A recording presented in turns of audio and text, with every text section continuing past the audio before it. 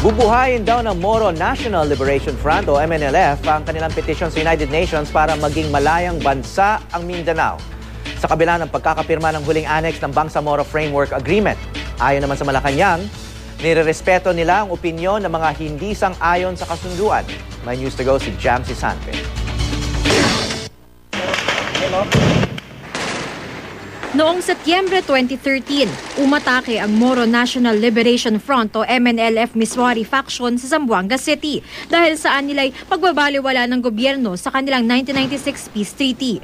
At ngayong pirmado na ang huling annex ng Bangsamoro Framework Agreement, bubuhayin daw ng MNLF ang petisyon nila sa United Nations na ibigay ang kalayaan ng Mindanao. Para sa akin ay stupid step na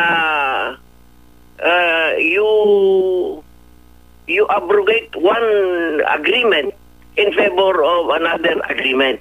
Now, we can pursue our original intention of decolonizing the whole of Mindanao at maging malayang bansa ang Mindanao. Sa mapayapang paraan nila gustong makamit ang inaasam na kalayaan, pero hindi nila masigurong hindi na mauulit ang insidente tulad ng Zamboanga crisis. Sila ang may magandang intelligence network. Kung baliwala na ang mga revolutionary movements dito sa Mindanao, di baliwala.